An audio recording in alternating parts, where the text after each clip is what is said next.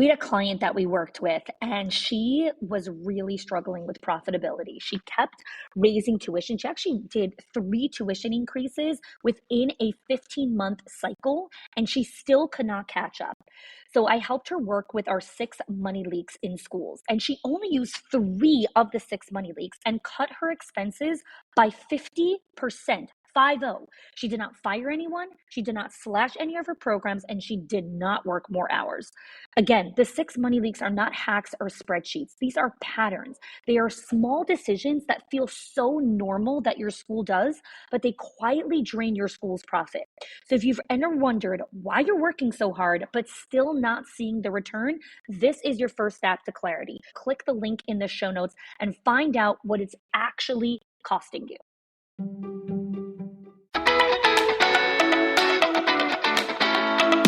Welcome to the Schools of Excellence podcast, where we have conversations about education, leadership, and building a school of excellence. The goal on this show is to bring you clarity, up-level your mindset, and give you practical strategies and inspiration so you can show up with confidence and trust your decision-making.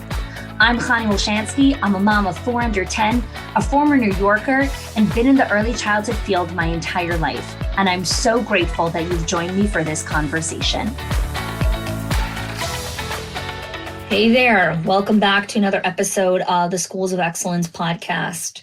Today's episode, well, it's really a 2-part series, today and next week's episode, on distress tolerance as a school leader. At the time of this recording, we're kind of coming up at the end of the summer here, and I just came off of speaking at 2 really big childcare conferences throughout the summer.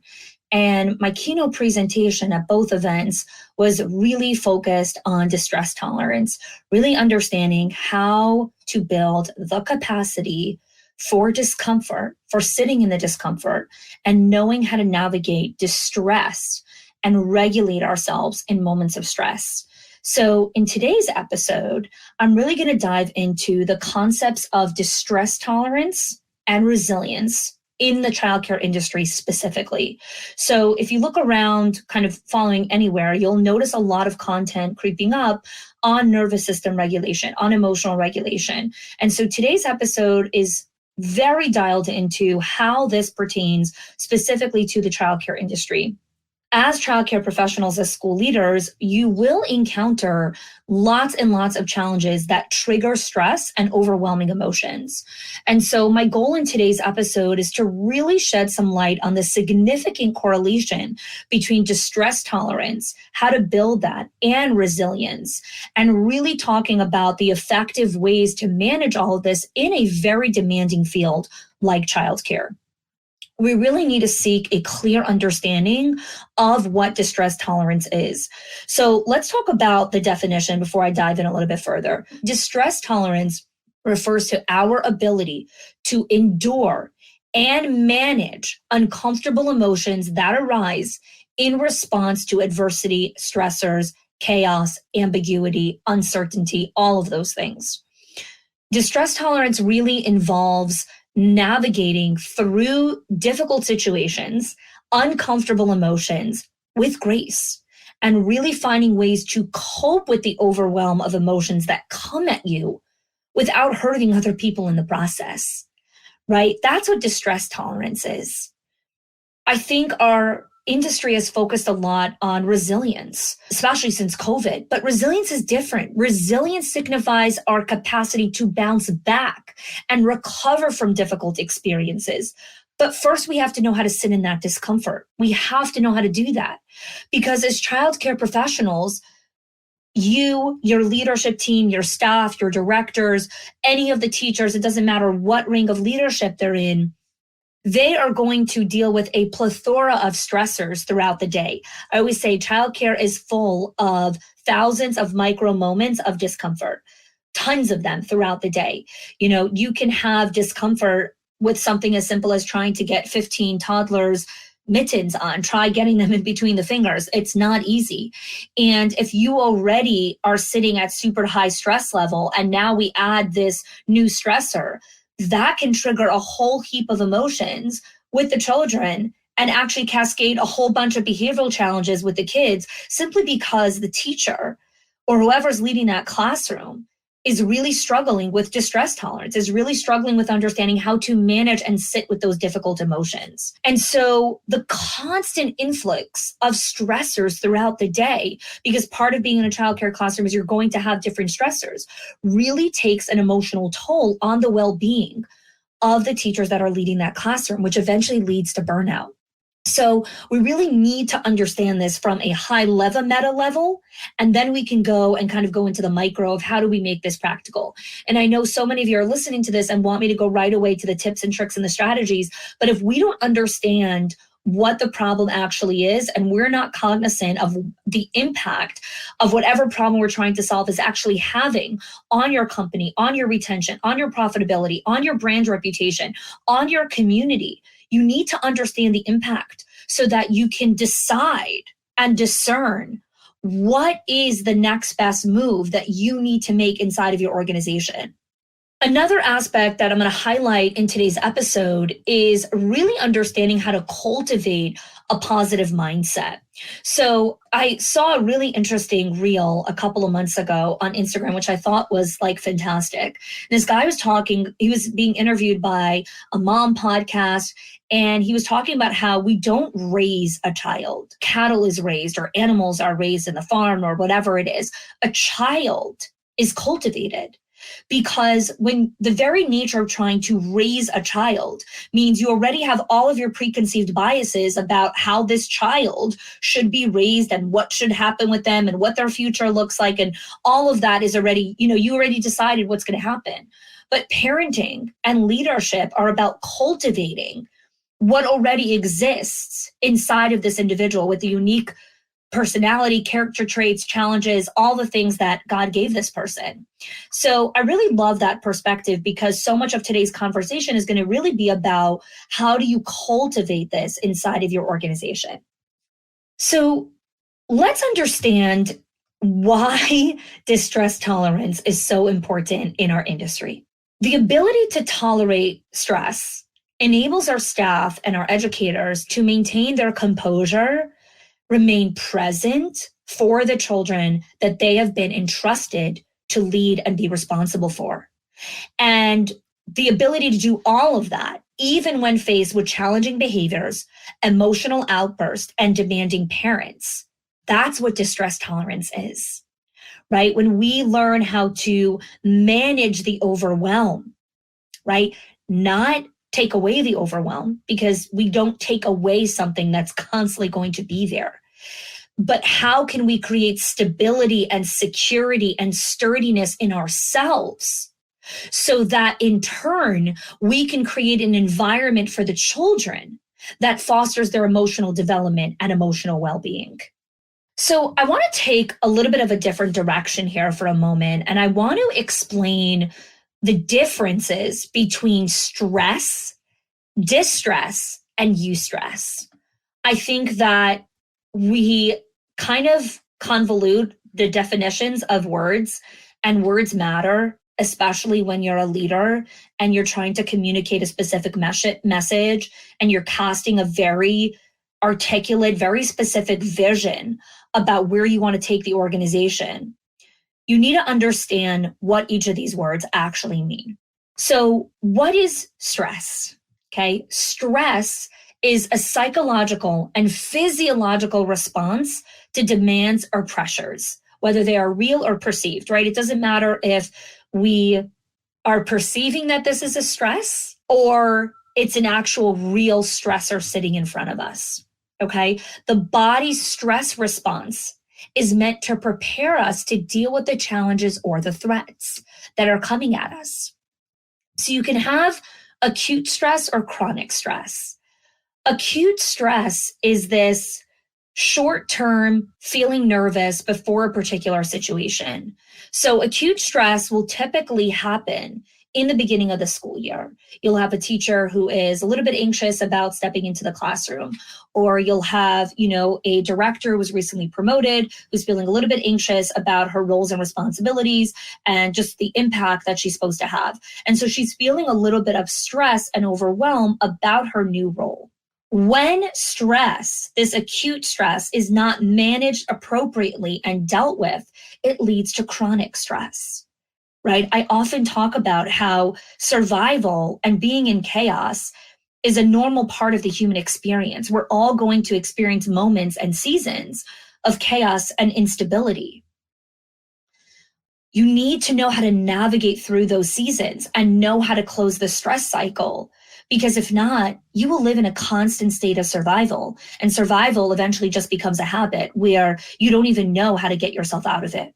And this happens a lot in childcare, which is why so many people are in chronic stress, which leads to burnout, which leads to them leaving the industry altogether. Chronic stress is constantly feeling overwhelmed and pressured due to heavy workloads or family responsibilities. So you can have a lot of your leaders feeling this chronic stress because they don't know how to reorganize and reshift the heavy workloads that they have. So in the beginning of the school year, or in a particular season of high enrollment, or a particular season of, higher staffing where you're enrolling a lot of staff at the same time, you can have a particular leader that has a little bit of an increased workload. Now, humans can endure an increased workload. I recently saw a really great definition for the word endure, which is to patiently sacrifice. So enduring is you're very patiently sacrificing something, you're enduring something. And in the beginning of difficult seasons, leaders are enduring, right? They are patiently sacrificing certain things while they wrap up or work through this particular project or season. We have to put end dates for survival, for acute stress. There has to be a date where we say, okay, by November 1st, we have to revisit everyone's workloads so that we can ensure that we're managing capacity appropriately. Because what happens is we get so used to the stress, and then the leader's like, well, everyone's doing fine, everyone's managing it great. And then we add the next thing and the next thing and the next thing. And we don't understand that it's a house of cards that's about to collapse. And I know this is so contrary to what is preached out there in leadership, specifically in schools, which is do more, do more, do more, and grow, grow, grow. We have to understand how we're managing capacity and acute and chronic stress and the impact that it has on that. So that's stress. Now let's talk about what distress is. Distress, like I explained earlier in the episode, is the negative stress that exceeds an individual's ability to cope effectively. Okay, so let me say that again so you really understand what managing distress and what distress tolerance is. Distress is, can this person, right, when the person is in distress, their capacity to cope with what they have has exceeded what they can manage. And so distress tolerance, you'll often see, is characterized by feelings of anxiety, helplessness, and just a sense of being unable to manage the demands that we're placing on them. And so distress leads to physical and emotional health problems if they're not managed appropriately. What is eustress? Eustress, which is spelled EUSTRESS. You just understand what I'm saying. Eustress is a positive stress. It comes from exciting or challenging situations that really enhances our motivation and our performance. So it's this stress response that's actually beneficial when we are about to start a new job or take on this new thing, or preparing for a particular competition or a sports event or something that we're passionate about. There will be feelings of eustress that will arise. Understanding the difference between the three of these really helps you have better language when you're talking with your staff. I see this far too often where you'll have, so this happened just a couple weeks ago, actually, in our legacy group. We were having a conversation with a couple of our legacy owners, and one of the owners had shared that one of her directors is struggling with building relationship with a particular teacher. And as I started to ask questions, like I always do when I'm coaching a client, right? I don't just give advice. I've said this in many podcast episodes before. Advice, tips and tricks is the lowest form of advice. It is the lowest form of support. A good question is the highest form of coaching. So I always ask really good questions.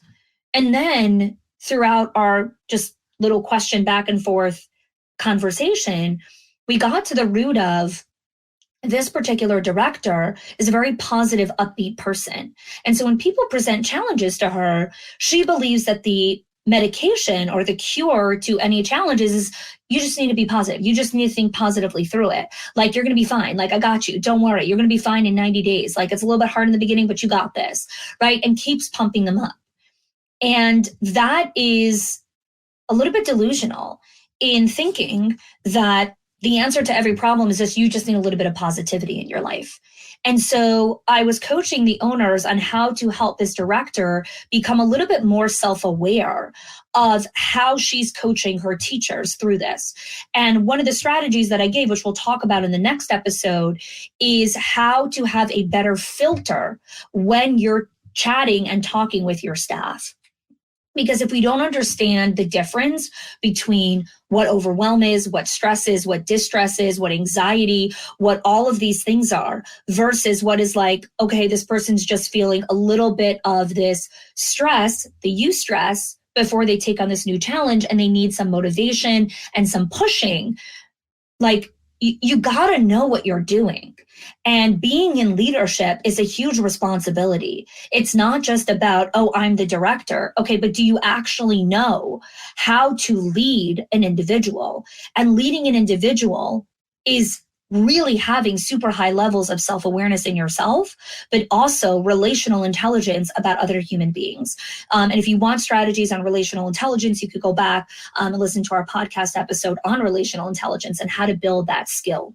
So let's dive back in here. So we're really talking about all these differences in stress, distress, eustress, and how kind of that plays itself out inside of the childcare facility.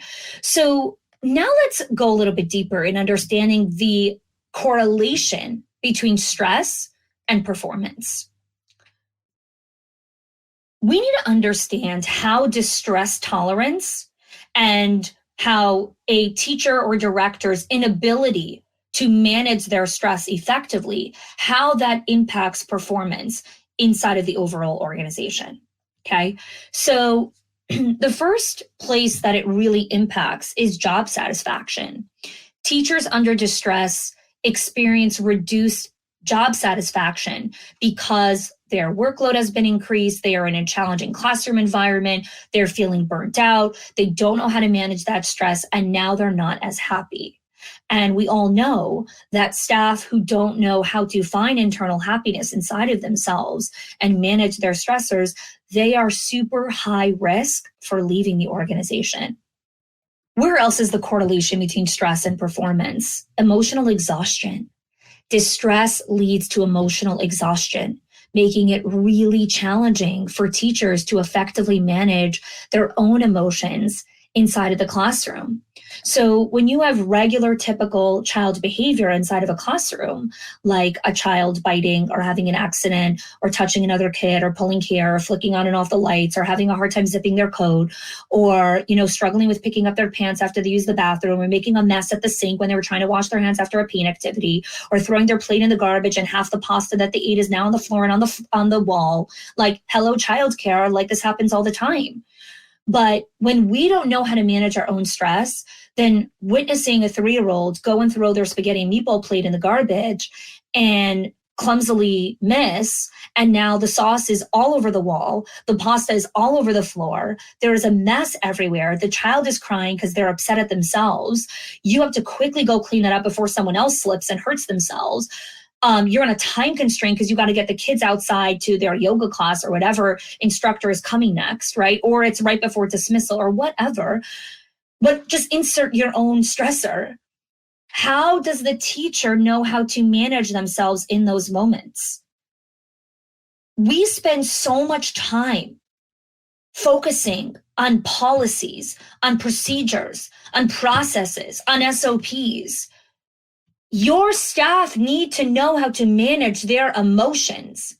That is the superpower in leading a phenomenal classroom. They can bypass any SOP that you create or any training module that you give them. They need to know how to manage themselves. Now, I'm all for the right behavioral strategies. There's great trainings on that, conscious classroom, conscious discipline, amazing, amazing, amazing trainings on how to effectively manage the children in the classroom. But I am telling you, you have to know how to manage yourself before you know how to manage anyone else, no matter their age, even in the infant room. One of the things I tell leaders all the time is when you onboard your staff, when you onboard your infant teacher, one of the questions you need to ask her is, what are your strategies for managing your stress level when the babies start crying? Because guess what? Babies cry. And you can be in the classroom for years. You need to know how to manage yourself when the baby's crying, right? I have 4 kids. I still get stressed out when I hear babies crying. It dysregulates us. And so we have to know how to regulate ourselves when we hear things. So you can give lots of strategies on how do we soothe the baby? How do we calm the baby? How do we bring the baby back? Okay, first I want to know, how do you soothe yourself? How do you calm yourself? How do you bring yourself back to homeostasis when the baby's crying? Because then you don't need to do any tactics because the baby energetically feels your energy. So it doesn't matter what strategy you're trying to implement. If you are not in a state of calm, it doesn't matter what you're implementing. The baby will not respond to your energy because your energy is frantic. So let's move on. Where else does distress impact performance? This is a big one. Lesson planning and creativity. When someone has high levels of distress, it completely impedes their ability to be creative and be innovative, specifically when it comes to lesson planning or classroom design or learning experiences. Their brain has no capacity for that because it's all used on survival and managing stress. There's a really great show. I think it's on Netflix or Amazon Prime. I don't know. It's called Undercover Billionaire. And Mayor and I watched the first season of that. And one of the lines that the guy was talking about, this billionaire in the episode, is he said, every minute that he was spending on survival was a minute that he could not work on his business. So he was dropped down in the middle of nowhere with like $100 and like, I don't know, a cell phone, and he had to build $1 million business in 90 days. But first he had to take care of his basic needs, right? He had no place to live. He had no food, no shelter, no nothing. So he had to figure out how to make enough money just to get his, a roof over his head. And by day 18, like he still didn't have a roof over his head. And he's like, every day that I'm in survival is a day that I can't work on my business. How powerful is this in us understanding the impact that distress has on our staff? Every moment that they're in distress tolerance, that they don't know how to manage that they don't know how to pull out of that, is days and weeks and months that they can't be creative. So many leaders listen to my podcast, or they go to events, or they go to conferences, and they're really trying to, get the best ideas. How do I motivate my staff? How do I retain them? How do I help them be more creative? How do I help them think big picture? How do I help them innovate inside of the classroom? Again, let's start at the foundation. If we want someone to be creative and innovative, they actually have to have brain capacity to think creatively. When you are in a constant state of stress and don't know how to manage and close your stress cycle, you cannot be creative and innovative. You just can't. Where else does it impact? Student relationships. Distressed teachers struggle to build strong and positive relationships with children. We know this from the science, right? Let's take a parent-child relationship. When a child grows up in a home where one parent is struggling with a mental illness, whether that's anxiety, depression, suicidal ideation, whatever it is, that really impacts the child, because that parent's ability to forge an authentic and deep, meaningful relationship with the child is massively hindered by the person's mental struggle, by their emotional struggle. And so the same thing is inside of the classroom. When a teacher is struggling with managing their stress, they can't create a relationship with the child. They can't create a relationship with the families. They're in survival. They're in survival. I'll share one more point with you here. How stress impacts performance. It impacts professional development. Distress hinders a teacher's engagement in their professional development opportunity. It limits their growth and their professional advancement. When you're in survival, you're not thinking about how do I become better? How do I grow? How do I evolve? What conferences do I want to go to? What trainings do I want to listen to? What podcasts do I want to be a part of? Is there any mastermind groups that I want to connect with? Should I be looking at opportunities for promotion inside of the organization? Should I raise my hand and take on more responsibility? You're like sinking. You're not taking on any extra responsibility. And so what happens a lot is you have really great, really talented staff that are so burdened by the stressors and don't know how to manage them that we miss out on incredible opportunity to promote from within, to give people greater opportunity to contribute to our organization, greater opportunity for purpose and meaning in their life, to contribute to the company's mission and vision. Like, these are big things.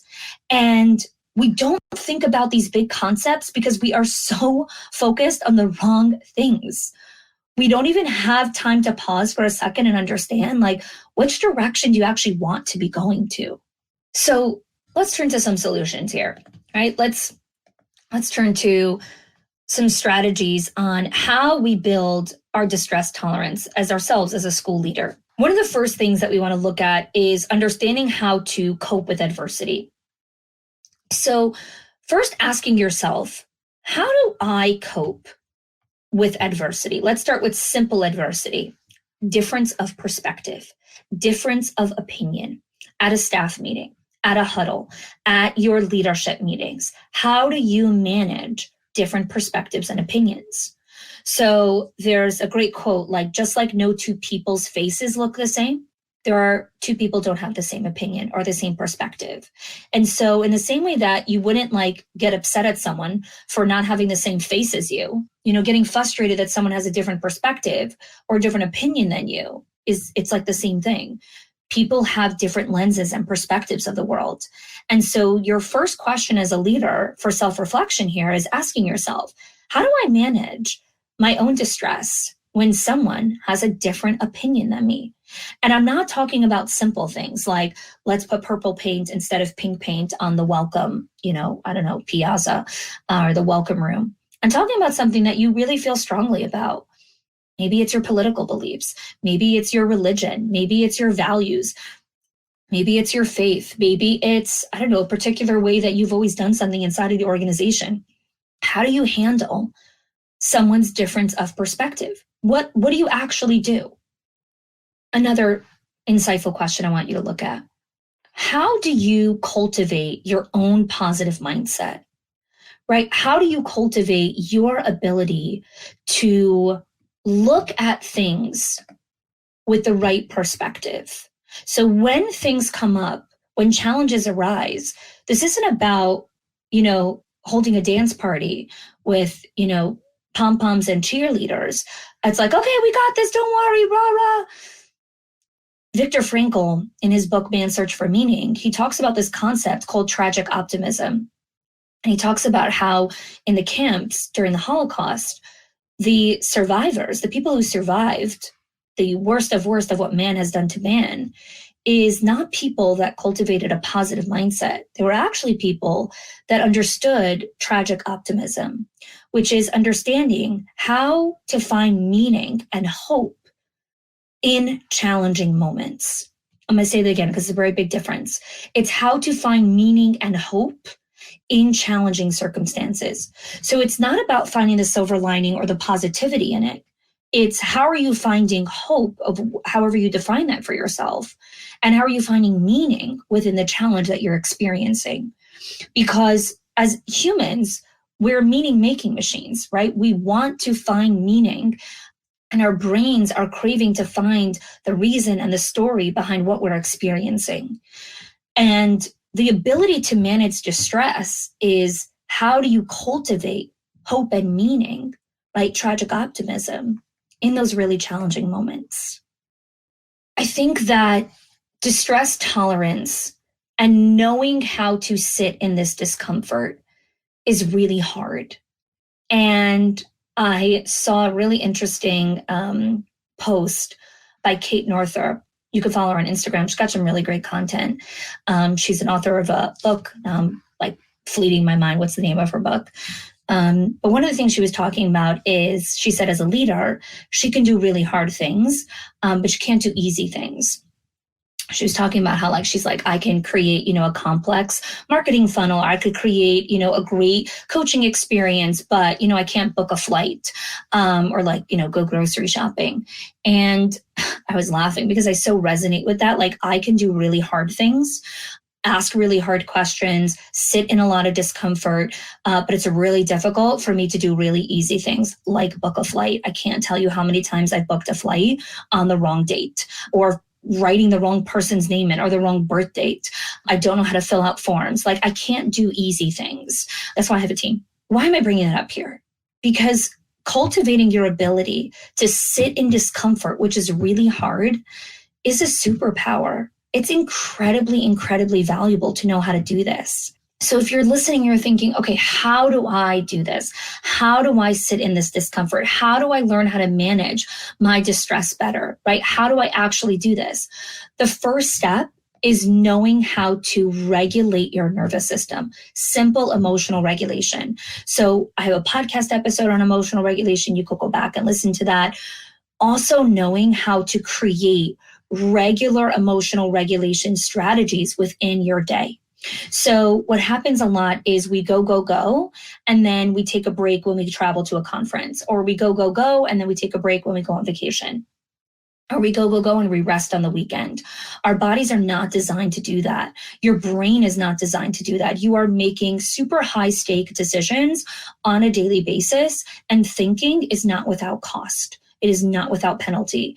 Using your brain to think actually exhausts the body, the physical body. Besides for the mind, it exhausts the physical body. And so creating regular rest into your week and your day is critical to managing your stress cycle. I have another great conversation on anchors versus enhancers.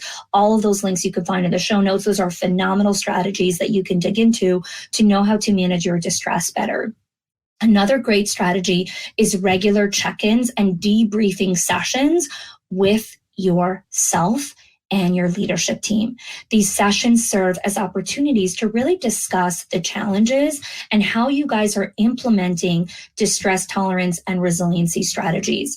This is your opportunity to get this 360 feedback. And it's a lot of vulnerability to have those conversations. I've had numerous conversations with my head of marketing, as our head of membership, just over the last 2 years that our company has been very strategically in a maintenance mode, building strong foundations and assets. We've had so many conversations of how my evolution in my ability to manage stress, and know how to sit in the discomfort, and knowing how to make discerning decisions, and knowing when to insert myself versus when I, shouldn't insert myself. Those are really difficult skills to learn. And when your team, you invite them into the growth process, you learn those skills and they stay, right? We're not just here to learn hacks or tricks. I want you to change and overhaul how you actually manage your distress. And lastly, it's celebrating growth and progress, right? It's recognizing wow, I actually handle that situation so differently than I used to, than a couple of months ago. And this is where community comes in, right? Where you're cheering each other on and you're supporting one another. And you're reaching out to mentors, or mentors are telling you hey, I notice that you sound different. Your confidence level is different. You're handling this situation differently. So many times we're in the thick of it, we don't realize how much we've progressed and how much we've evolved. That feedback loop of showing yourself that you have grown in your ability to manage your distress and your discomfort gives you more confidence, right? Because confidence is earned, not learned. It is earned.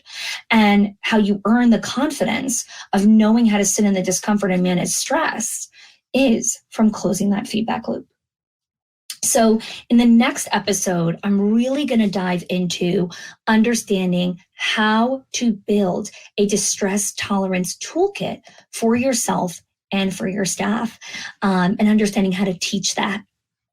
So I really want to invite you, if you enjoyed today's podcast episode and you are interested in learning more of these strategies, you are interested in being supported by a community, by mentors, by coaches who can guide you in building these really important foundational skills, I'd love to invite you to apply to our Directors Inner Circle or Owners HQ program, and see if it's a right fit. See if this is the right season to join us and take your school to the next level and transform yourself, your life, and your center. Thanks so much for joining. If you are loving the Schools of Excellence podcast and have gotten any value out of it for your school, I would love if you can do two things for me. One, subscribe to the show so you never miss an episode. And two, can you please leave us a review? Reviews help other school leaders know that this is the place to learn how to build a school of excellence. And I would be so grateful if you can do that for us. Your help and support makes this show to be able to be listened by the thousands of other school leaders all around the world. Thanks so much for listening, for giving us your time and attention each and every week, and I appreciate that you have joined us.